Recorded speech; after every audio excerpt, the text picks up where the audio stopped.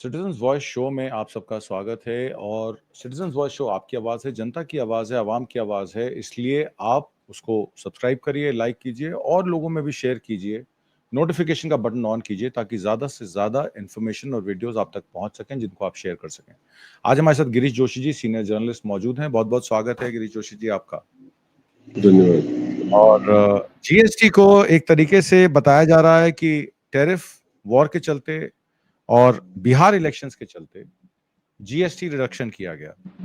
अब 4 स्लैब्स थे, 2 स्लैब में आ गए 5% और 18%। 12-28 को आपने कम कर दिया, 28 के ज्यादातर चीजों को 18 कर दिया और 12 को कम कर या तो 5 में ले गए या 18 में ले गए। हालांकि पूरी लिस्ट अभी तक क्लियर नहीं है कौन कौन से प्रोडक्ट्स पे कितना जीएसटी लगेगा, पर मेन चीजें जो बात सामने आई उसमें 1200 सीसी के नीचे गाड़ियां, उस पर आपने जीएसटी कम किया।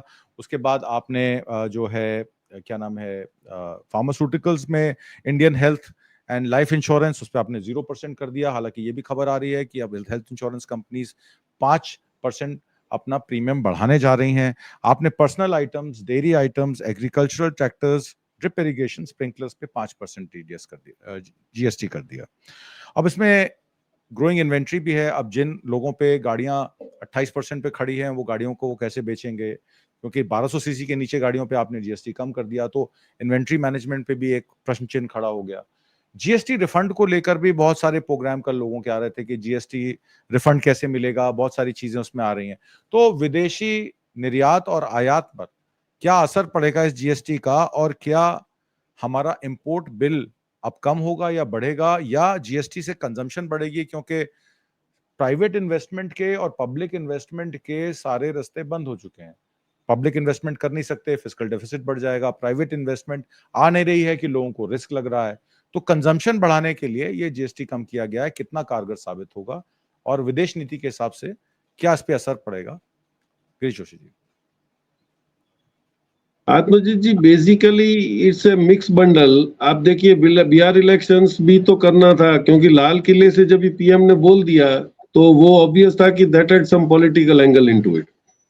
अभी वो आपने जो एसेंशियल्स थे, जिसमें आप ज्यादातर देखो तो जो स्कूल गोइंग जो इक्विपमेंट थे, आपने पेंसिल, रबर, बुक्स, उस पे आपने कम कर दिया, लेकिन एकेडमी ईयर तो आधा निकल गया है। और ज्यादातर प्राइवेट स्कूलों ने एक एक साल का उन्होंने तो सारा स्टॉक वो पकड़वा ही देते हैं आपको एडमिशन के साथ। तो it doesn't go good with the parents. से बात करो तो बोले कि भाई अभी कम कर दिया, उससे क्या होगा, रोज कोई पेंसिल रबर लेने तो जाता नहीं है। तो वो उसका उससे भी एक बुरी बात इसमें यह हो गई है कि इन्होंने एक एमपीज की कमिटी बनाई है। Whether this benefit is percolating and going to the customers, ये उसको चेक कौन करेंगे? इनके जो पिट्ठू एमपीज हैं वो करेंगे। अब वो एमपीज इसमें भी पॉलिटिकल एंगल कैसे ये मिसयूज करेंगे कि वो एमपी अगर अपोजिशन स्टेट में जाएंगे तो या तो वो पैसा कमा लें बात करके, या वो बोलेंगे कि भाई ये जो अपोजिशन का स्टेट है ये जानबूझ के हमारे जीएसटी का बेनिफिट परकोलेट नहीं कर रहा है, ऐसे बदनाम करने की कोशिश करेंगे। कॉन्स्टिट्यूशन में ऐसा कोई प्रोविजन नहीं है कि इलेक्टेड पर्सन है वो जाके कोई जुडिशरी का काम करेगा। आपके पास ऑलरेडी हेल्थ के इंस्पेक्टर्स हैं, कंपटीशन कमीशन ऑफ इंडिया है, आपके पास दूसरे ऑफिसर्स डिपार्टमेंट्स हैं जो जाके वो सब चेक कर सकते हैं। व्हाई आर ब्यूरोक्रेट्स और officers not allowed to do that? तो आपने ये एमपीओ का क्या कमाने का एक मौका दे दिया कि भाई आप लोग जाइए सब स्टेट में, देखिए कि हमने जो टैक्स कम किया वो पब्लिक को उसका बेनिफिट मिल रहा है या नहीं मिल रहा है। आपने तो 20% E20 में मिक्स कर दिया, उसमें तो आपने कोई कमिटी अपॉइंट नहीं करी कि भाई जाके देखो कि पेट्रोल पंप वाले भाव कम कर रहे हैं कि नहीं कर रहे हैं। मतलब इनका ये जो दोगलापन और इनका ये एम्बिग्यूअस हर चीज को रखना। अभी भी 40% में आप देखिए सारा लिस्ट डिक्लेयर नहीं हुआ है, एंड अदर्स, वो अदर्स में अभी वो क्या निगोशिएट करके प्लस माइनस करेंगे, क्या करेंगे? क्योंकि ये गवर्नमेंट इस चीज में जानी जाती है कि वो कैसे बुला के निगोशिएट करती है और फिर पॉलिसियों को अमेंड करती है। तो this is I don't think a very big thing to do वो बिहार इलेक्शन को ध्यान में रख के, क्योंकि वो माँ का अपमान चला नहीं है। तो माँ का अपमान नहीं चलाते दूसरे दिन आपने बोल दिया अच्छा इसको ऐसा कर देते, नहीं तो कमिटी तो अब मिलने वाली थी। तो वो काउंटर कैसे करना है, इलेक्शंस को कैसे इन्फ्लुएंस करना है, क्योंकि इनको लगा कि वो 2014 वाली थियरी अभी भी चल रही है, वो शायद मिसफायर हो रही है। तो they are looking for other avenues like this कि भाई इसमें कैसे करेंगे। लेकिन ये सारा मीडिया छुपा के चला गया कि भाई इनको क्रॉस चेक करने के लिए आपने एमपीज की कमेटी क्यों बनाई है? How are they responsible? अब ये पोर्शन आ गया। दूसरा आप देखिए एमएसएमईज में ज्यादातर स्टार्टअप्स में कोई बिग हाउस ने छोटे हाउस को प्रमोट करके एमएसएमई बनाया है। अब उसके पास गारमेंट्स में माल बढ़ेगा जो एक्सपोर्ट नहीं होगा, उसको आप कैसे मार्केट में डालोगे? तो ऑब्वियस है कि उस पर आप टैक्स रिड्यूस करो ताकि लोकल कंजम्पशन थोड़ा बढ़े, तो वो एक्सपोर्ट वाला लोड जो उनके ऊपर है वो कम हो जाएगा। क्योंकि एक्सपोर्ट में सारे तो फ्री जोन्स के अंदर है नहीं, जो डोमेस्टिक टेरिफ एरियाज में है वो तो ड्यूटी भर के ही उन्होंने माल लिया हुआ है। अब वो ड्यूटी आपने कम कर दी रिएम्बर्समेंट की, तो वो भर के आपको वो इंडिया में बेच पाएगा, एक्सपोर्ट ऑर्डर्स कैंसिल होते हैं। तो वही हाल आपके सब केमिकल्स में और सब जगह ये लागू पड़ रहा है। तो उन्होंने उसी चीज में रेट माइनस करा है, जहां पे एक्सपोर्ट प्रोसीड शायद बढ़ जाते हैं, तो उसको डोमेस्टिक मार्केट में कैसे लाया जाए, पार्ट 1।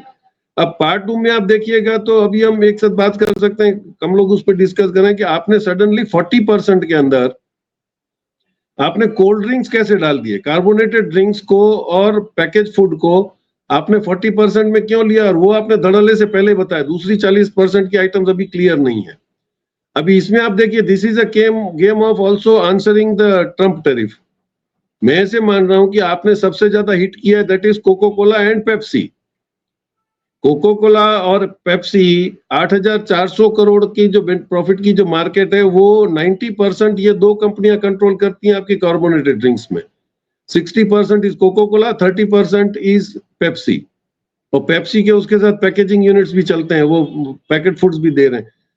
तो ये दोनों को क्या हिट करने के लिए करा है कि आपने जो 722 करोड़ रुपए का बेनिफिट लास्ट टाइम जो इन्होंने कमाया है, उसको आपने 18 से 40 कर दिया है। तो वो आप बेनिफिट इनसे सेक्शन करना चाहते हैं, या आप अमेरिका को बोलना चाहते हैं कि तुम अगर ड्यूटी बढ़ाओगे तो हम भी बढ़ा देंगे, क्योंकि मैक्सिमम इफेक्ट ये है।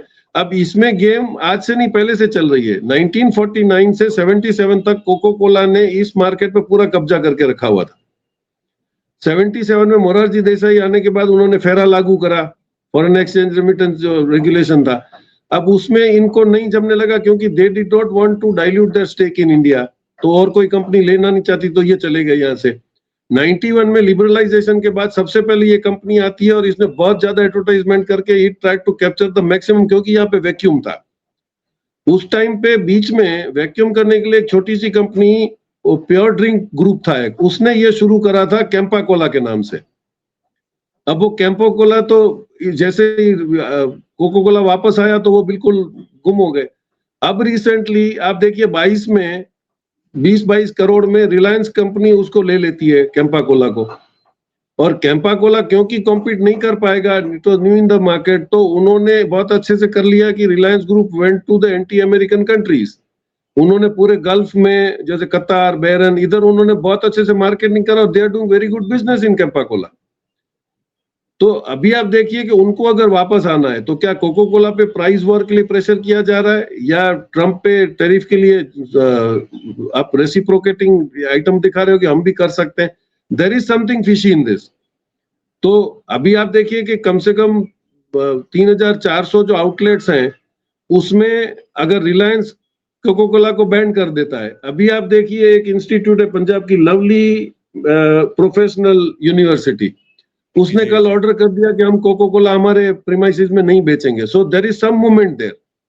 तो अगर वो लोकल वोकल फॉर लोकल वाली बात आ जाएगी कि आप देसी पढ़िए, तो immediately Campa Cola will jump into this market और वो इसको रूट आउट करेगा। There is some message in this 40% carbonated drinks को, ये मैसेज है। अब उतना ही नहीं है, आप देखिए सिर्फ ही इज नॉट अफेक्टेड, आपने जानबूझ के फिक्स पैकेजिंग में भी डाला है। उसमें आपके फास्ट फूड की चेन्स में कौन है? All the 10 American companies, McDonald's है, स्टारबक्स है, डोमिनो पिज्जा है, पिज्जा हट है, केएफसी है, बर्गर किंग है, सबवे है। They are doing a very big business. इनका कम से कम 2 करोड़ एवरेज आप उनका टर्नओवर देख लो इनका है। तो ये 20 करोड़ 200 करोड़ का जो ये धंधा, ये भी नहीं छोड़ेंगे, तो आपने इन पे भी टैक्स लगाया है। So there is some hidden message कि American companies have been brought into that periphery of 40% GST. अब उसको देखना पड़ेगा इसका रिपरकेशन क्या होता है, और how far we able to adjust that. जी, तो आपका कहना है कि ये 40% टैरिफ पे जो आइटम्स हैं वो सारी निर्यात होती हैं, अमेरिका से कहीं ना कहीं संबंधित हैं उनके हेड ऑफिसेस, और चाहे वो खाद्य के मामले में फूड प्रोसेसिंग हो, फ्रोजन फूड्स हों, फास्ट मूविंग क्यूएसआर रेस्टोरेंट्स हों, या बेवरेजेस हों, वो सबको टारगेट किया गया है 40% कैटेगरी में, क्योंकि भारत पे 50% टैरिफ के जवाब में भारत ने ये काम किया है। हालांकि एक्सपोर्ट भी 50% ड्यूटी फेस कर रहे हैं अमेरिका के, जो हमारा एक्सपोर्ट कहा जाता है, जिसमें हमारा श्रिम्प इंडस्ट्री है, जेम्स एंड ज्वेलरी है, गारमेंट्स है, और भी बहुत सारी चीजें हैं। कॉटन पर हालांकि 11% ड्यूटी 0% कर दिया है, क्योंकि अपैरल अथॉरिटी से बहुत डिमांड थी। हालांकि फार्मर्स को भी फर्क पड़ता है, क्योंकि जो राजस्थान, महाराष्ट्र, विदर्भ के फार्मर्स हैं, कॉटन के फार्मर्स, वो पहले पंजाब में भी सुंडी की मार पड़ी। पिंक सुंडी, उनका जीएम के जो बीज आए वो कंटामिनेटेड थे, उसमें पिंक बॉलवर्म सुंडी जिसको कहते हैं वो आ गई थी। और उसके बाद बहुत सारी एकड़ेजेस जो है वो कम की गई आपकी कॉटन फार्मिंग में, लोगों ने कैश क्रॉप्स की तरफ मूवमेंट किया। दूसरी तरफ यूएस आईटी कंपनीज को भी ब्लॉक किया जा रहा है from outsourcing their work to Indian companies. और इस पे परसों डोनाल्ड ट्रंप का बयान आया और कल उसकी पुष्टि भी उनके एक रिप्रेजेंटेटिव ने की। तो और ल्यूटनिक ने ये कहना, हावर्ड ल्यूटनिक के ने थोड़ा जो ट्रेड नेगोशिएशन कर रहे हैं पीयूष गोयल के साथ और इंडियन कंटिजेंट के साथ, उसमें जब डोनाल्ड ट्रंप का ये बयान आया कि lost India to China, and Lutnick ने ये कहा, हावर्ड ल्यूटनिक ने कहा कि India will give in after some time, ये कुछ ही समय की बात है। और इस पर जब रणधीर जायसवाल को सवाल पूछा गया, एमईए रिप्रेजेंटेटिव को, एक्सटर्नल अफेयर्स, तो उन्होंने नो कमेंट करके उसको बंद कर दिया। तो व्हाट इज सिमरिंग, रिलेशंस तो खराब होते जा रहे हैं, कहीं पे भी कोई गुंजाइश नजर नहीं आ रही कि कहीं पे भी दो एंड्स मीट करेंगे। आपको क्या लगता है? नहीं, देखिए धीरे से आप देखिए ब्रिक्स का दबदबा बढ़ता चला जा रहा है। Gulf countries have now realised कि भाई इनके साथ रहने से ये डॉलर डोमिनेशन का जो पावर है वो तो होगा, तो उसको आप डाइल्यूट कर रहे हैं। तो China, Russia, Iran together already diluted that process. आप ब्रिक्स में लोकल करेंसी में इनको ऐसे था कि बगैर डॉलर और बगैर स्विफ्ट के आप कैसे ट्रेड करोगे, वो उन्होंने यूपीआई मेथड से वो डील शुरू कर दी। बार्टर सिस्टम चल रही है, आपके वोस्ट्रो अकाउंट्स खुल गए 5-6 बैंक्स के अंदर।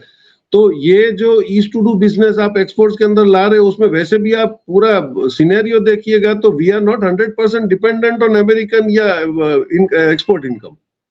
सिंगापुर है, वियतनाम है, थोड़े बहुत कंट्रीज हैं जिनकी इकोनॉमी 30 to 50% एक्सपोर्ट्स में चल रही है। They should be worried.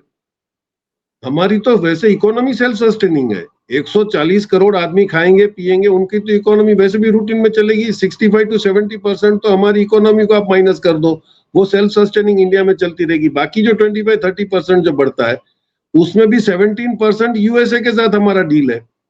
और वो लाइन से आप देखिए, उसने बिल्कुल धीरे धीरे वो स्लो पॉइजनिंग जैसा काम करा था। पहले उसने हमारे आदमियों को हथकड़ियां बना के भेजा, देखा कि हमारा रेजिस्टेंस पावर कितना है, हम सहन कर गए।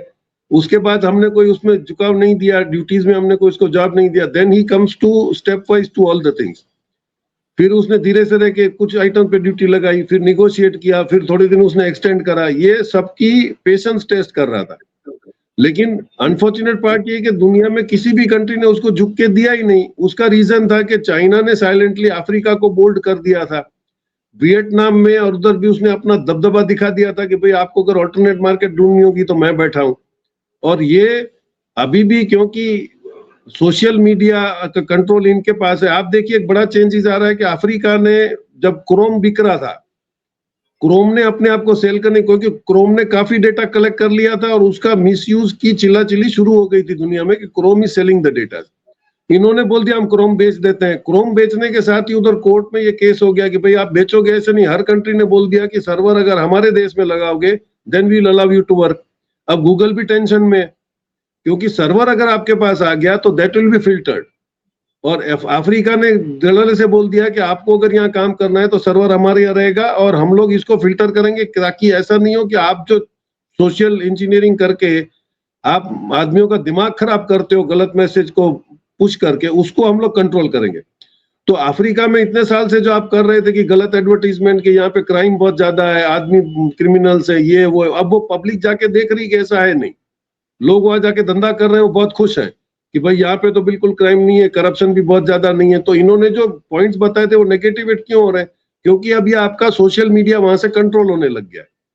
वही हम लोग कर रहे थे। हमने भी स्टारलिंक को बोला था कि भाई सर्वर यहाँ पे रहेगा वरना तो दिक्कत होगी नहीं। हमने गूगल और इनको भी बोला, क्योंकि वो लोग क्या सोशल मीडिया को मिसयूज कर रहे थे, वो पूरी दुनिया का ओपन हो गया है। तो अभी वो बोल रहा है कि आईटी सेक्टर पे पंप करेगा, उसका रीजन ये है कि उसको पता है कि अभी इसका कंट्रोल वहां से चला गया है। आपको सब कंट्रीज के साथ निगोशिएट करना है तो आपको फिल्ट्रेशन का कंट्रोल उनको भी देना पड़ेगा। ये बिल्कुल बैंक जैसा है, हजारों बैंक है उनके अंडर में, लेकिन ultimately the control remains with the reserve bank of India. तो आपने जो अभी तक कंट्रोल रखा था सारी बैंक का, वो बोलते हैं ऐसा नहीं होगा, डिस्ट्रिक्ट वाइज या स्टेट वाइज या कंट्री वाइज हम लोगों के पास फिल्टर्स होंगे और विल कंट्रोल दैट।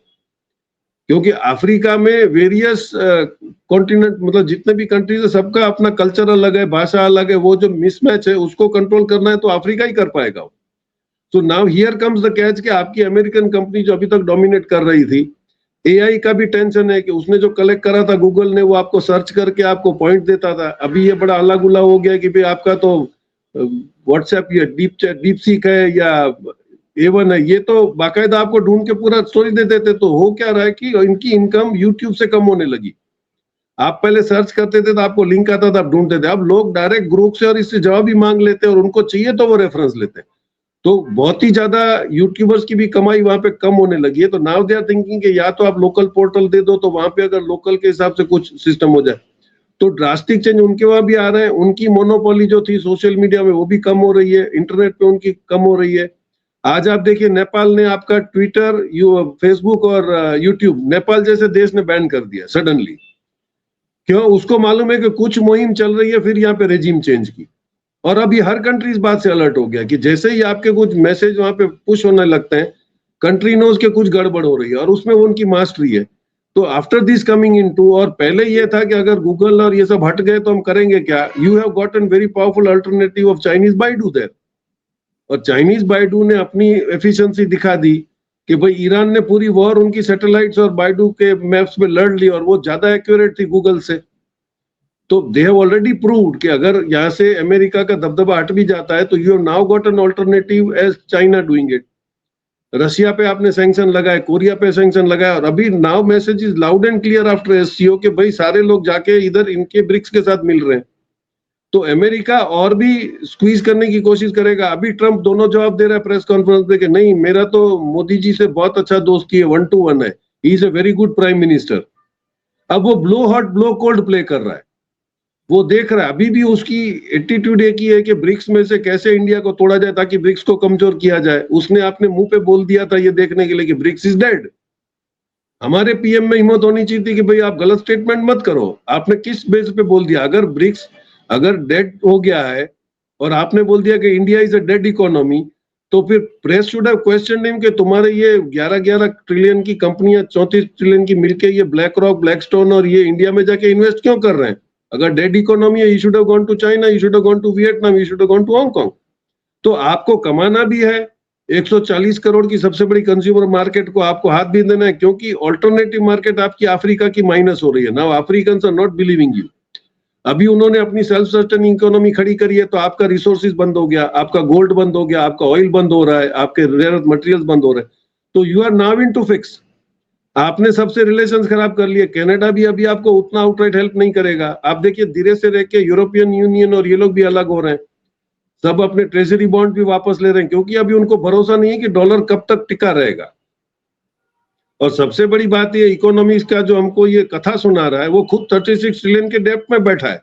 आज अगर डॉलर गिर गया तो तुम इसको रिकवर कब कर पाओगे और कैसे करोगे? तुम नोटें तो छाप नहीं सकते, अभी डॉलर छापोगे नहीं तो ये दिक्कत हो रही है कि now he is coming to fix. और अभी भी ये गलती मान के रिकवर करने की बजाय अभी भी आगे हिट करने जा रहा है to the last end. He will try कि कैसे भी इंडिया को ब्रिक्स में से निकाल दिया जाए ताकि ये पूरा जो इकोनॉमिक जियोपॉलिटिकल शिफ्ट हो रहा है ईस्ट की तरफ, उसको रोका जाए। और उसमें अभी हम लोगों का एक पाइवटल रोल है कि हम लोग कितना जिगर से अमेरिका को अपनी औकात दिखा के उसका जवाब दे पाते हैं। नहीं तो एक हालत ऐसी हो जाएगी कि हम लोग शायद एशिया में से भी आइसोलेट हो जाएंगे। जी, आपने एशिया आइसोलेशन की बात की और आपने ये भी कहा कि भारत के साथ यूएस का कारोबार मात्र 17% का है और वर्ल्ड ट्रेड का अमेरिका 13% का बिल्कुल। हिस्सेदार है। 35% हिस्सेदारी चाइना के साथ है। हमारी वेपनरी सारी ज्यादातर रशिया से आती है, अमेरिका से हमारी वेपनरी नहीं आती। चाइना से हमारा 118 बिलियन डॉलर का इंपोर्ट है, जबकि हमारा एक्सपोर्ट सिर्फ उनको 14 बिलियन का है। तो कुछ ऐसी चीजें तो हम बनाते नहीं जो हम चाइना को एक्सपोर्ट कर सकें, सिवाय कुछ रॉ मटेरियल्स के। जो आपने स्लेजिंग की बात की, एक टर्म होती है क्रिकेट में, उसमें दूसरे को परेशान करने के लिए आप गाली गलौज करते हैं। ऑस्ट्रेलिया इंडिया के मैच में एशेज सीरीज में आपने देखा इंग्लैंड और ऑस्ट्रेलिया इस तरीके की चीजें करती हैं। ऐसे ही कुछ काम पीटर नवारो कर रहे हैं। उन्होंने कहा कि accusing India of funding Russian war, it's a laundromat of Russian Kremlin, इस तरीके की बातें करके उन्होंने स्टोक करने की कोशिश की इंडिया को। इंडिया अभी रिसिलियंट है, इस पे जवाब नहीं दे रहा है। और अब ब्रिक्स की वर्चुअल समिट भी आ रही है 8 सितंबर को, पीएम मोदी स्किप करेंगे, जयशंकर साहब करेंगे। ब्रिक्स पर मैं आपसे एक लास्ट टिप्पणी चाहता हूं। हमने पिछले प्रोग्राम में बात की थी किस तरीके से पहले इंडो पैसिफिक रीजन में पोर्ट्स बनाने के लिए भारत ने कवायद की वेस्टर्न कंट्रीज को, इंक्लूडिंग अमेरिका, और उसमें अब मालदीव्स में वो गए, फिर अब मॉरिशस के प्राइम मिनिस्टर भी आ रहे हैं। मेरे ख्याल 9 तारीख को मॉरिशस के प्राइम मिनिस्टर भी आ रहे हैं, नवीन रामा कुछ नाम है उनका। तो मैं आपसे सीधे सीधे ये पूछना चाहता हूं, क्या ये इंडो पैसिफिक रीजन की जो कवायद और India middle eastern European corridor की जो कवायद, जो प्रपोजल पर्ल्स ऑफ आइलैंड्स का, ये बात जो चाइना से चुरा कर भारत कर रहा था, क्या इसको शेल्व कर देना चाहिए या इसको अभी ये कंटिन्यू रखेंगे जब तक चाइना के साथ इनके पूरी सेटिंग ब्रिक्स में करेंसी को लेकर और चीजों को लेकर बैठ नहीं जाती? नहीं, आप स्ट्रेटेजिकली देखिए तो चाइना इनको बहुत ही स्ट्रेटेजिकली काट रहा है। उसने रेयर अर्थ मटेरियल में अपना दबदबा दिखा दिया, इकोनॉमी में उसने दबदबा दिखा दिया। अभी जो कभी नहीं करा था उसने पहली बार ये करा कि उसने शक्ति प्रदर्शन किया। उसने अपने सारे आर्म्स डिक्लेयर करके दुनिया को बता दिए कि भाई क्या कैपेसिटी है। अब इसमें अगर डिफेंस एक्सपर्ट्स किसी को आप सुनिए तो बोला कि उन्होंने कोई भी अटैक का इंस्ट्रूमेंट नहीं दिखाया, उन्होंने डिफेंस का इंस्ट्रूमेंट दिखाया कि भाई आप अगर कुछ मारोगे तो हम लोग ऐसे प्रोटेक्ट करेंगे। और इसमें सबसे बड़ा जो इसने दिखाया कि इसकी सबमरीन्स भी नॉन अनमैन्ड है, तो रोबोटिक सबमरीन दिखा दी, रोबोटिक मिसाइल दिखा दी, रोबोटों को उन्होंने अल्टीमेटली तो कुत्तों को दिखा दिया। और 2 दिन से अभी वो ऐड भी चल रही है कि बॉम्ब कुत्ता उठा के पानी में कूद पड़ता है, मतलब पब्लिक बच जाती है। तो ये जो दिखा रहा है कि आपका हर एक्शन के सामने हम लोगों ने आंसर कर लिया है, वही रशिया कर रहा है। उसने भी ऐसे 400 जो बनाया हो कि भाई आप अटैक करोगे तो हम आपको कर देंगे। और उसने बहुत ही बड़ा एक डेंजरस जो गेम जो इंस्ट्रूमेंट प्ले किया, दैट वाज लेजर। अब वो लेजर की कैपेसिटी बताता है कि वो यहाँ बैठ के आपकी सैटेलाइट भी गिरा सकता है। Now this goes the message. तो ऑब्वियस है कि गल्फ के अंदर पहले आपको ऐसा था कि अमेरिकन फ्लीट आ जाएगी और आपके वहां से हवाई जहाज उड़ेंगे, आपको बम मारेंगे। Those fear is gone. आपको ये देखना पड़ेगा कि अभी अगर हमको हथियार बेचने, तो आप मारने वाला हथियार बेच रहे हो, उससे ज्यादा है कि वो लोग चाइना से अपने बचाव के हथियार खरीद ले। तो आपकी जो आर्मी की, आपकी जो वेपन सेलिंग की जो सबसे बड़ी इंडस्ट्री थी जिसपे आप इतने साल चल रहे थे, वो भी आपका ध्वस्त हो रहा है।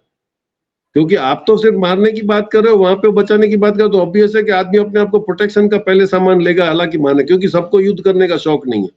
तो चाइना इज वेरी स्मार्टली ओवरप्लेड। पूरा जो अमेरिका दबदबा कर रहा था, बाकायदा उसको धीरे से रह के उसने इकोनॉमिकल उसका दबदबा खत्म किया, अफ्रीका से उसका सोर्स ऑफ इनकम खत्म किया।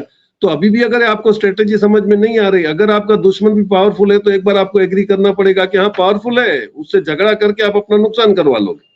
सो you will have to now change the strategy.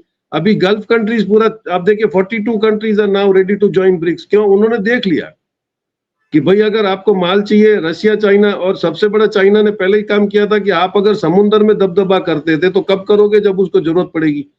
अब वो रशिया से पाइपलाइन से गैस और ऑयल दोनों ले रहा है, तो दरिया से तो उसकी कोई जरूरत रही नहीं। 30% ऑलमोस्ट डाउन हो गया। बाकी का जो सामान है उसको आप हिट करोगे। तो उसके पास रोबोटिक सबमरीन्स है, रोबोटिक वो सैटेलाइट से भी आपका, अभी तो उसकी इंडिपेंडेंट सैटेलाइट्स हैं, वो सैटेलाइट जैमिंग का भी उसके पास कैपेसिटी। और उसने जो डिक्लेयर करी है वो तो कॉमर्शियल सैटेलाइट्स है। उसके बावजूद कितनी सैटेलाइट्स उसकी डिफेंस की वहां पे काम कर रही है और वो क्या कैपेबिलिटी है, वो उसने नहीं दिखाया। तो ऑब्वियसली एक बेनिफिट ऑफ डाउट तो रहेगा कि भाई China is much more powerful in weaponry than you. अब वो दुनिया को डिसाइड करना पड़ेगा कि किससे क्या हेल्प लेनी है। जी, आपने जो वेपनरी की बात की उसमें कुछ डेटा मेरे पास है कि new space and laser defence system HQ-29 which is capable of taking down satellites, ship based yes, laser weapons on display, कि वो लेजर वेपन्स को आप शिप पे भी ले जा सकते हैं एक जगह से दूसरी जगह।